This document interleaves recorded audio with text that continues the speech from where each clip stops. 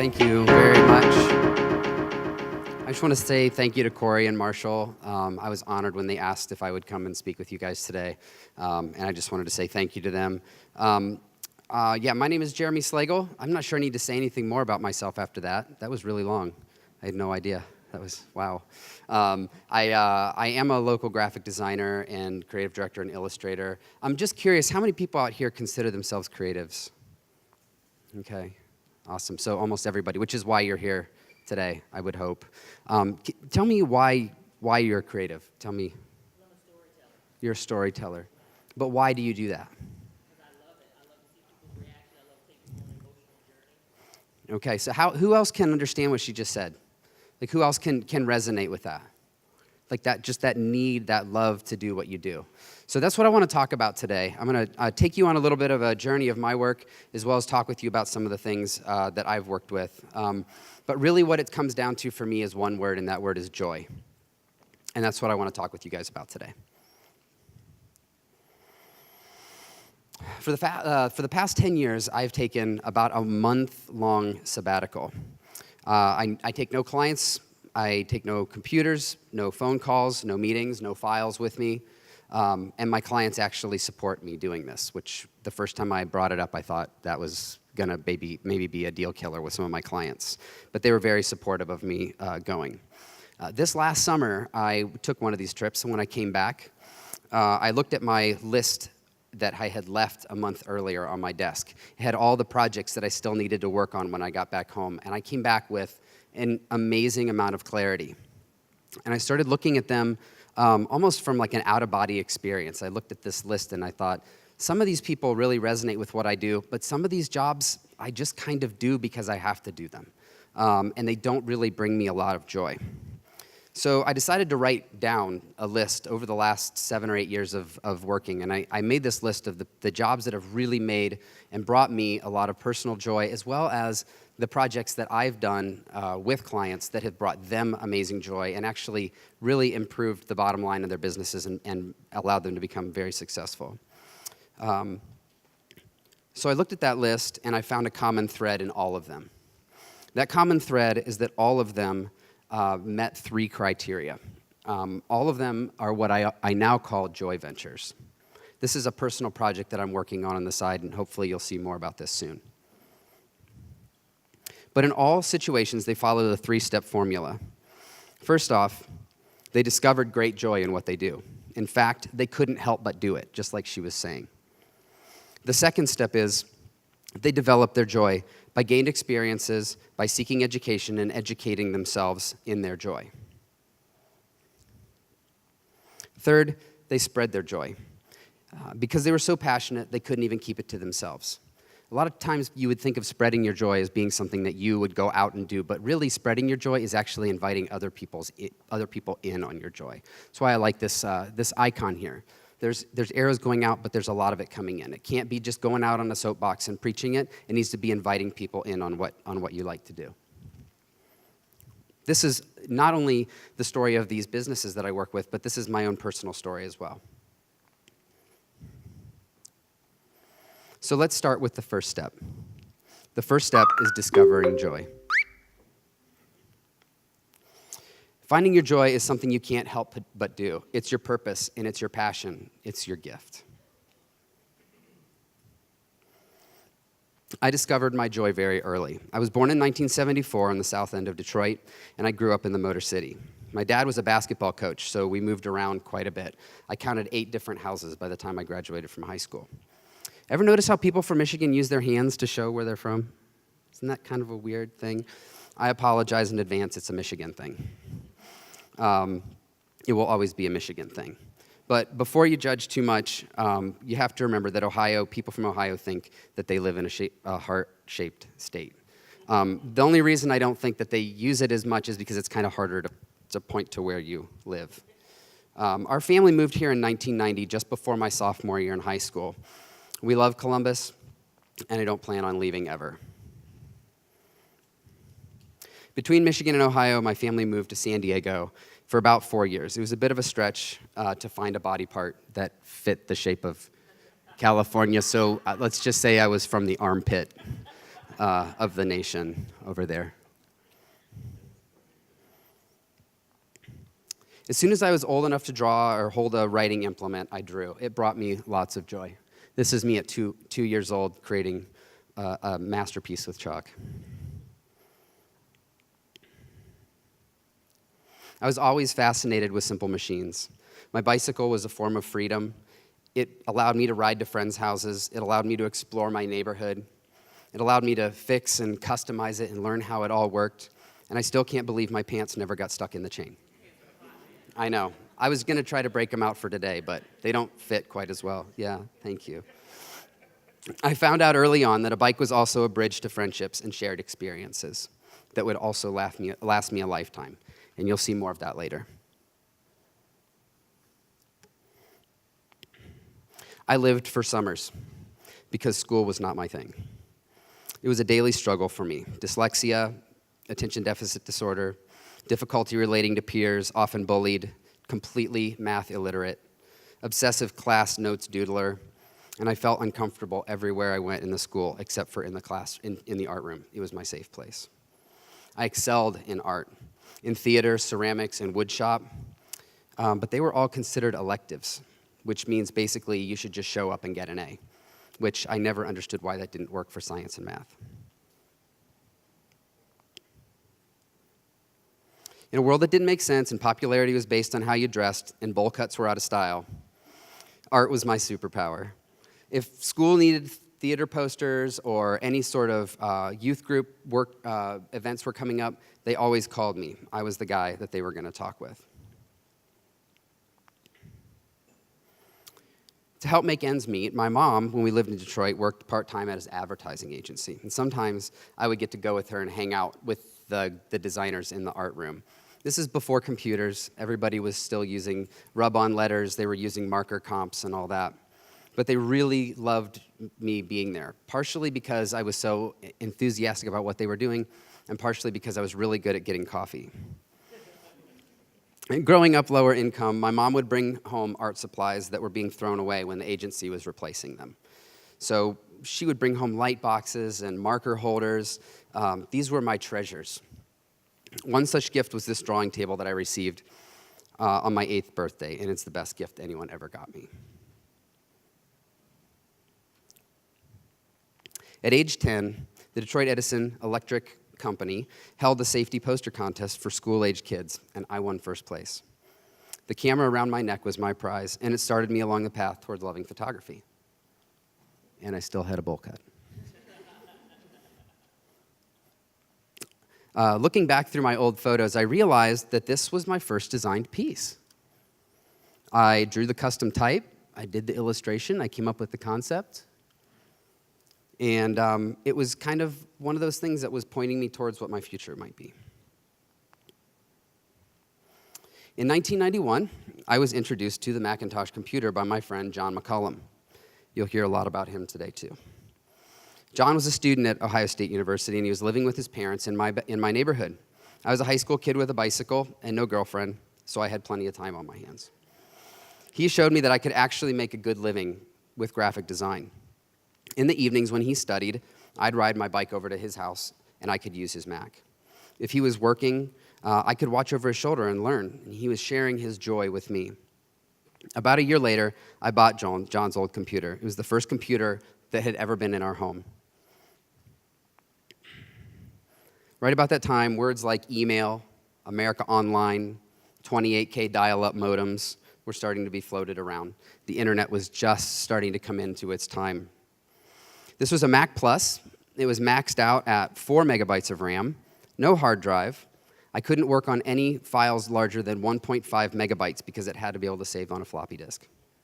I was thrilled with it. It was the key to finding my joy in my future career. With my new computer, I began to flourish. I designed everything that I possibly could for my high school. The theater department, school events, if it needed to be designed, they were calling me. My art teacher made up independent classes for me so I could spend more time in the art room, which allowed me to muster a gleaming 2.7 GPA as a senior. I barely graduated. But I did make it into my senior yearbook as most artistic. These are all the popular kids right down here.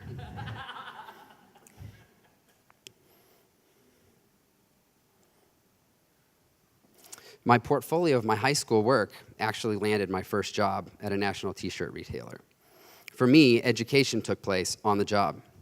I was blessed to have several patient mentors who've guided me through my career path, from t-shirt screen printing shops to video houses and animation through print. And all along, John and I talked about opening a business. In 1998, John McCullum moved back to Columbus after living in Detroit himself for a little bit, and he started Element, and I left my job to join him.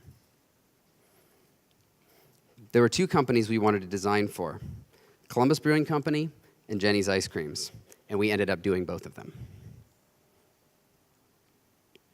This was our first office the day we signed the lease on it. Isn't it beautiful? This really is it. Fortunately, it didn't stay this way very long. One story I will never forget from our first year in business. We entered some work in AdFed Columbus's Addies. I don't know if anyone here is familiar with that, but it's a local competition where the best agencies in Columbus submit their work. And John and I were notified early on that we were going to be included in the show. So we showed up for the reception beforehand, and we kind of eavesdropped the whole time on people that were picking up our stuff and looking at it and talking about it. And one such person, his name was Fred Coe. Fred, it was a local legend at the time. He owned and had founded an agency called Salvato Coe and Gaber in Columbus. And in John and my opinion, there was nobody better at the time. We saw him pick up our work. We saw him make some very nice comments about it, and John just kind of slid in and said, "Hello, I'm John," and he introduced ourselves. Fred then asked us if we would sit with him during the event that night, and when it was over, he asked if we would join him at his office the following week. So we showed up at his office, and he explained that he had been in business for 35 years, and that he was super excited to see some young, creative, entrepreneurial guys that were starting something new in Columbus. And then he began to share his joy with us. He walked us through his creative department and showed us in detail how they tracked every job. We sat with his assistant, and he walked us through the invoicing system. He explained that he was so excited that he just wanted to teach us all the things that over the years he had had to learn the hard way. And then he said something that has never left me. He said, "Columbus has plenty of work to go around. And great design happening in Columbus is just good for everybody, whether it's done by them or done by others." And he was just so excited. We were very floored by this interaction, and it set us on a course to encourage and do the same for others. Fred died in 2006, but those who know him remember a man who spread his joy with others. I'm going to get a drink of water.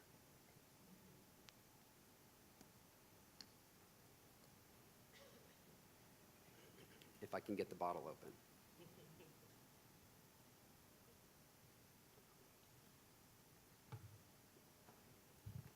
"12 years later, we had grown to 6 people, and we had learned, sometimes the hard way, all the facets of running a small agency.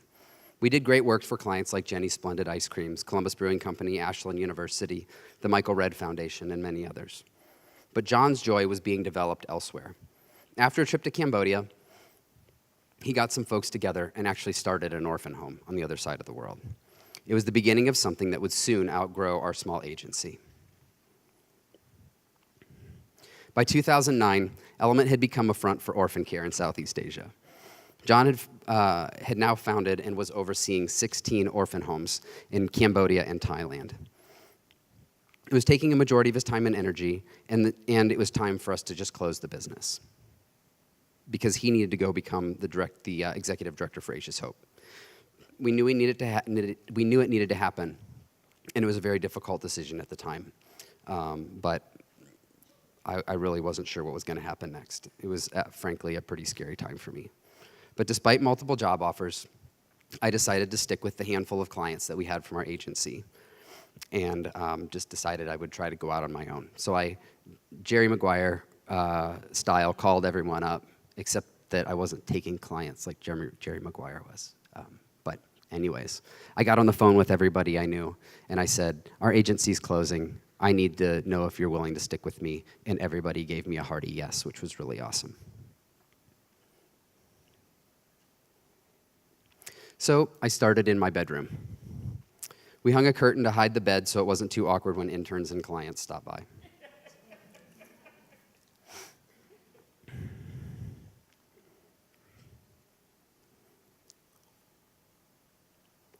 It was small, but it was pretty awesome. In my first year of Slagle Design, we won 7 awards at Creative Best, including including a Judge's Choice by the lovely Jessica Hish. It was super encouraging. And by the way, I wanted to show my photo because my wife is really hot. Sorry, she's blushing down here. In 2012, I was nominated by a client and selected for Business First 40 Under 40 while still working out of my bedroom. This is just another opportunity to show a photo of my wife. Sorry. So this is me in the shadows feeling really awkward and out of place, trying to stay out of the light. I never wear a tie, and I felt extremely weird at this. So over the past 7 years, Slagle's design has had many unexpected opportunities. Here are a few. Many of these are logo and branding jobs that we've done.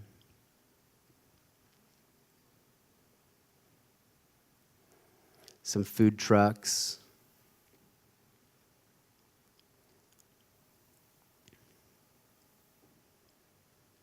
A few projects for Nickelodeon. These are super fun.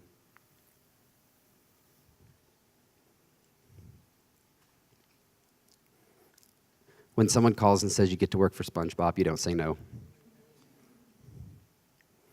As well as some fun projects for small organizations and clubs in Columbus.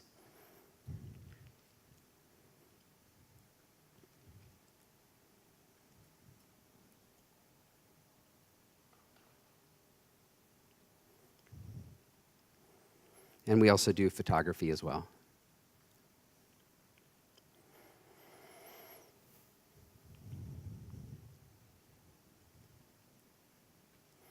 We also do quite a bit of illustration work.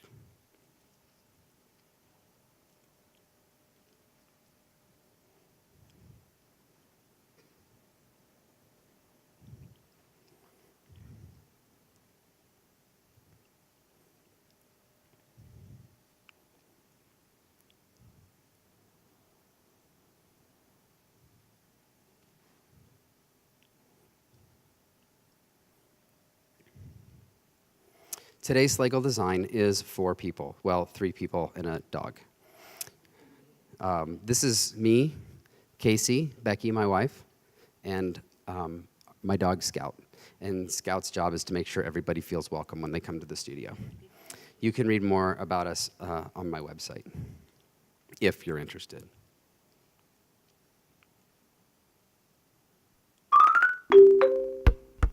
The second step is to just develop your joy. So you've already discovered your joy. Most of the clients I've worked with have at this point discovered their joy. When I start to work with them, it allows me to help them to further develop their joy and then to eventually spread it. So developing your joy means investing your time, your energy, and your passion, and many times your life savings. In 2008, 2 good friends of mine, Dylan and Nand, hopped on our bicycles, and we covered 210 miles in 2 days, from Columbus to Portsmouth and back, riding the Tosser ride. The weather was grueling, and honestly, it was the most difficult thing I've ever done. But I noticed something as we rode. We had been conditioned, we were in good shape, we were riding, and as we rode together in a pack, I noticed that this trend, that despite the fact that we were all moving pretty quick and passing most people, there was one type of bicycle that passed us all the time. That bicycle was a tandem bicycle. I realized that this was a great illustration for what we do as designers and creatives. When clients invite us to partner with their joy, and they continue to pedal and steer, but we help to propel them and move forward and help get them past the pack. In order for a brand to be successful, the product has to be amazing too. A brand redesign may spike sales temporarily, but it keeps people coming back for more. What keeps people coming back for more is the product itself. Both are essential to making the project work. This is Brittany Baum. Brittany Baum is the owner of Bretzel in the in the North Market. I had the difficult task of telling her that her logo needed to change, even though she had just had it tattooed on her chest. Yeah. Sometimes it's hard to be honest. This was one of those times that it paid off. Brittany and I have become good friends, and we work together well. Brittany's a vegetarian, and she discovered her joy in the form of a Bavarian pretzel while she was staying in Germany. She didn't think about the fact that when you go to Germany, almost everything has meat or meat juice or meat something cooked into it. So she found this great family-owned Bavarian pretzel place, and they became very good friends. She developed her joy when she came back with the recipe and she started baking it at home and making her own recipes and sharing it with friends. And then she spread her joy by selling it at farmers markets and then eventually grew into her space at the North Market. This is the logo that she was using at the time. It was a little too generic. After doing some research, and if you go to the frozen food section at your local grocery store, you'll notice that, or even if you walk through the mall, Auntie Anne's, they all have a pretzel with their name underneath it. Once she moved out of the North Market and started selling retail and getting distribution, I had to have that difficult conversation with her. So in my early sketching stages, I realized that a pretzel, the B in the word Bretzel, could actually work as a pretzel. And this is what we ended up coming up with for her. Since each of her pretzels is unique and made by hand, we decided on hand drawing all of the flavor names. Her packaging was simple, but it really popped off the shelf. Aside from her multiple tattoos all up and down her arms, Brittany's hair was dyed every color of the rainbow when I met her, and I knew this was going to be an opportunity to have fun with some color. So here are some photos of the application of her brand at her location. We kept it very simple. I basically asked her to give her location at the North Market a fresh coat of paint, and we just put vinyl right over it. So we saved her a lot of money being able to do that. We also designed signage for her Cincinnati store that just opened, and she's also just opened another business in Grand Rapids, Michigan. Anybody know who this is? You know who it is. This is Daniel McEwen. Daniel McEwen was a student at Columbus College of Art and Design and an avid cyclist. He struggled to find the perfect messenger bag, so he discovered his joy when he made it himself. He developed his joy and designed and redesigned the bags to fit perfectly until he had it perfected, and it actually fit his high standards. At this point, he started getting requests from everybody on campus, and it really forced him into having his own business. As soon as he graduated from college, he started Seagull Bags. Daniel designed his original logo, and then he realized as he was opening his first retail place that it just didn't have the energy or like the passion of what he really wanted to try to get out there. It was also very hard to reproduce at small sizes. So he called me up. The most important thing he told me was, you need to make it epic. So we looked into mythical creatures and gods for references. We looked at those beautiful chrome pieces that are on the front of the old Bentleys and stuff, the Rolls Royces, that real epic-looking fleet type stuff, like these hood ornaments like this. And that really brought us some direction as we moved forward. So we came up with this goddess of bicycle messengers. When you have their bags on your shoulder, you feel like you can fly. This is the sign from their first retail location. Some tags and details on their bags. This is the first time I'd actually had a chance to do embroidered tags on bags, which was kind of cool. This is their the packaging that they sent all their bags out. We were able to do some really fun stuff since every one of their bags is handmade, and at that point you could pick the thread color, the Velcro color. I mean, every aspect of this bag when you ordered it. We had opportunities on the tags for the person that made it to write a personal note to the person that was getting it. And we had some really fun little opportunities to leave messages on the outside of the bag to really personalize the product.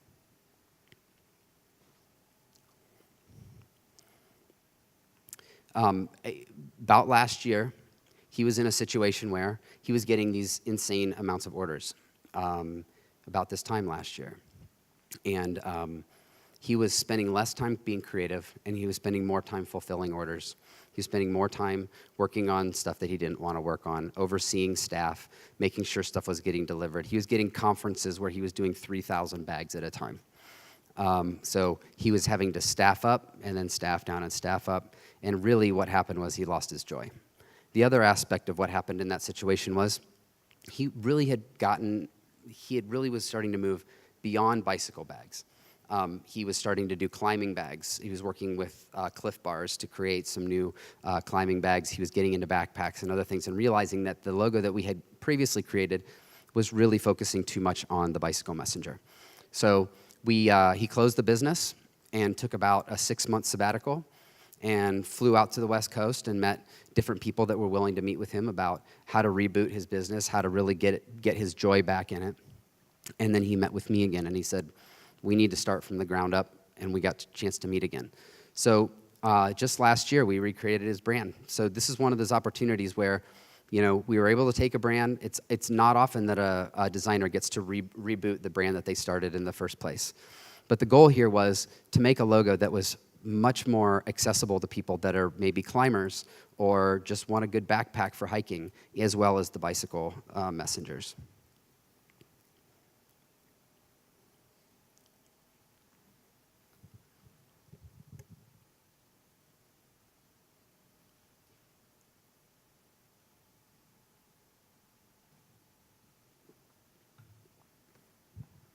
We made his hang tags super easy for him to update in-house.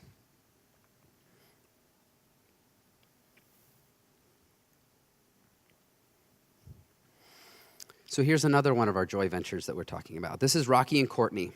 They were high school sweethearts in the small town of Sugar Creek, Ohio. During the summers while Rocky was home from college, he worked at the local pizza shop and became very good friends with the old man that ran it. One summer, the gentleman told Rocky when he left for college, this will be my last summer owning this pizza place. I'm shutting it down after this summer. And Rocky went directly to his wife and said, we can't let that happen. He's talked with the gentleman, and the gentleman said, I'll basically sell it to you I'll just liquidate it to you. So as very, very young entrepreneurs and business owners, they took over this pizza shop. Eventually, they ended up changing the name. They outgrew that little location. They built their own location. And at the time he called me, there were 2-hour waits outside the door to get into their place for pizza on a Friday night. So they were actually expanding into an even larger location. Part of this is because these two are such amazing partners. Rocky really has a mind for business, and Courtney is really amazing at the recipes, so they work really well together. So when they called me, this is the logo that they had been working with. But what it wasn't helping people understand was that they're located in the heart of Amish country. They locally source all of their ingredients, from cheeses to sausages to vegetables to lettuce for their salad. It all happens within about 3 or 4 square miles from where they are. Oftentimes, the ingredients that are in their food are picked the same day. So it was time for us to come up with something new that helped people understand their passion and their joy for being part of their community. So the logo we created integrates the classic pizza cutting wheel into a tractor to help emphasize the strong connection between Park Street's connection with the food and the local farmers that they represent. We also created some really cool patterns for them to use throughout their business and their website. You'll notice that to help blur the lines between the farmers and the agriculture and what actually happens, we have kitchen knives and spatulas mixed in with garden tools as well. These are some photos of the brand after they've been implemented.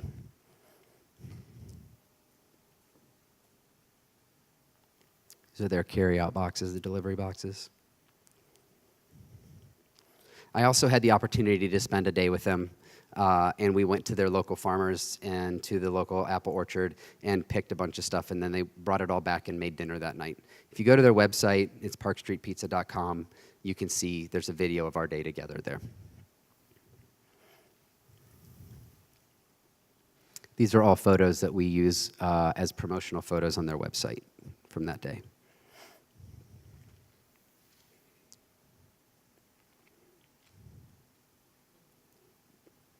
Park Street is still growing like crazy.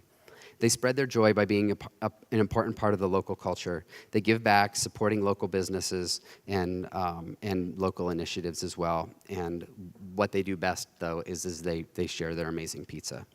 If you happen to be out heading up towards Akron, up in that direction, make sure you get over to Sugar Creek. It's the best pizza you've ever had, I promise. It's amazing stuff.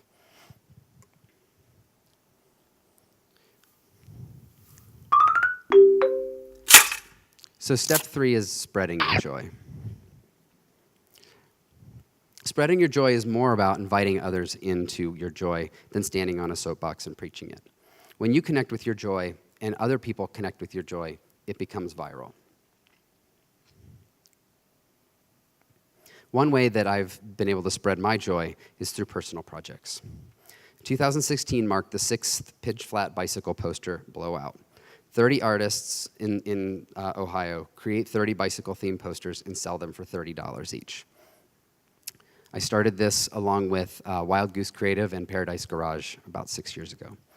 The day is also full of events and activities as well as live music.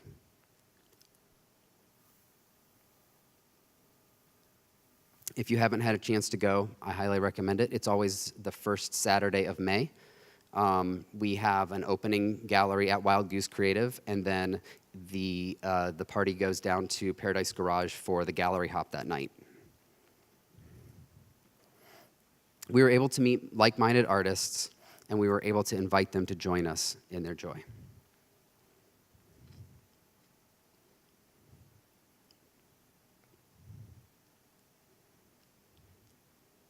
The talent in Columbus is amazing.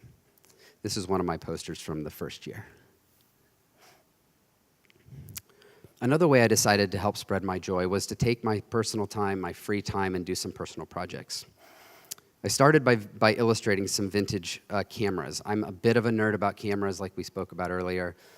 When I go to everything from flea markets to garage sales, I have a problem with collecting them. If I bring another one home, she's not going to be very happy with me, so I have to walk past them a lot of times. But they're just things of beauty. So I took my favorite 4, and I created a poster. And this poster is meant to basically be cut down into 4 pieces and be framed and turned into one wall full of art. So these things started selling pretty well at first. And then I added a few other things like bicycles. I know that's shocking to you that I would do bicycles. But I found other things that really brought me joy, and I created everything from bicycles to Vespas. I read an old Vespa and just other fun things that people would be interested in buying to put in their house. After the first year, sales were honestly pretty slow. We might sell a poster or 2 a month. But I had this like real strong urge within me that going back to John's story about the orphan homes in Cambodia, I really wanted to take my family to Cambodia and be able to spend time with the children in the orphan home that we had supported for the last, up at that point, about 8 years. So I talked with my wife about it, and we prayed about it, and we decided that we would just see what we could do as far as putting any money that went towards these posters towards that trip. Within 4 months, after a very slow sales, we sold over $15,000 worth of posters. It paid for our family's trip. And it also sent 2 kids in the orphan home to college that year, as well as allowed us to buy a scooter for the parents at that orphan home. Since then, sales have gone back to a trickle. This is our family at the PE2 orphan home, just outside of Phnom Penh, Cambodia. These are all my friends. My family's the white people.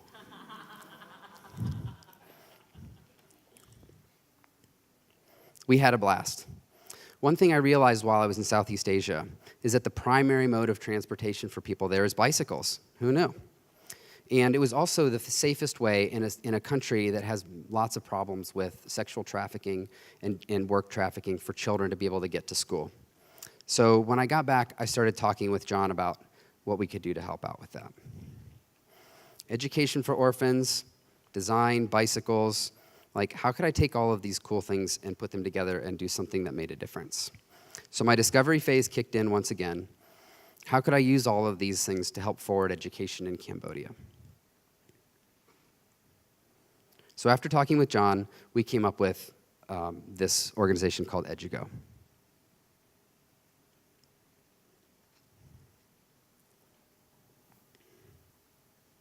We all know that education is the road to success, right? It can help lift generations out of poverty and give every child a chance at a healthy, productive life. But what if the biggest hurdle to getting an education was getting to an education? The road to school can often be long and filled with danger, but it doesn't have to be. At EduGo, we're providing bikes and motor scooters for orphan children to get to school safely and give them the push they need to keep their wheels turning. Oh, and the best part? You can help. When you donate to EduGo, a 100% volunteer organization, 100% of your donation directly contributes to our goal. Just $200 buys a new bike for one of these knowledge-thirsty kids. Don't have that much? Donations of $25, $50, and $75 help to build a bike. $2,000 provides a moto for a college-age student to safely earn their degree. We believe in these kids, and with a little push, we think they can accomplish anything. So lend them a hand. Join us in moving learning forward.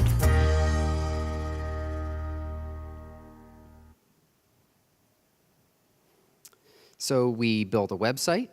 We have been taking, people have been sponsoring bicycles for children, which has been really awesome. This was an especially great opportunity. This is a girl that our family has sponsored for the last 8 years, and I was able to be there and hand her first bicycle.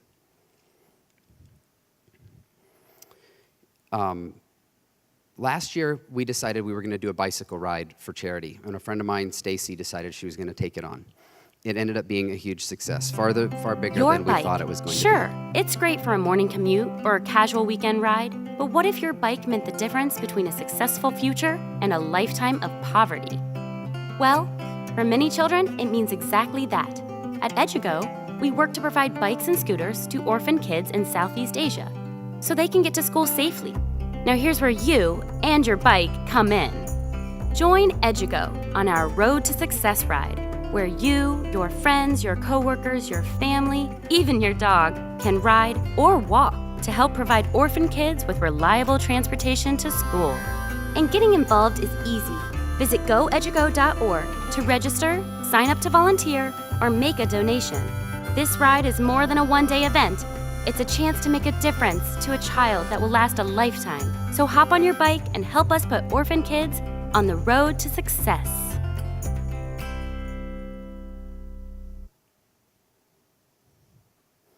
We had over 100 riders, and we raised enough money to buy 50 bicycles.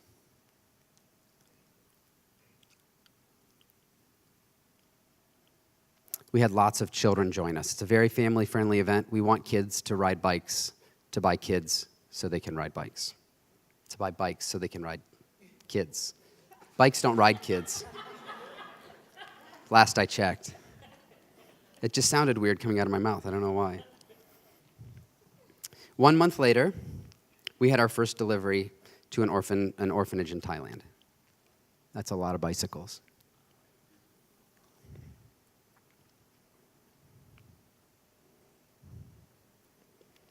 It reminds me of how much my bicycle meant to me when I was a child. This past summer, I actually took this picture. This is 6 bicycles that were delivered to an orphan home in Cambodia. So, to come full circle, for the past 5 years, I've taken a long sabbatical. No clients, no computers, no phone calls, no meetings, no files. And my clients are very supportive of me, and they encourage me to go. And this is where I go. My goal continues to be to work with more people who have discovered their joy, developed it, and spread it to others. The key is not getting stuck there, though. You have to keep discovering, developing, and sharing. Thank you.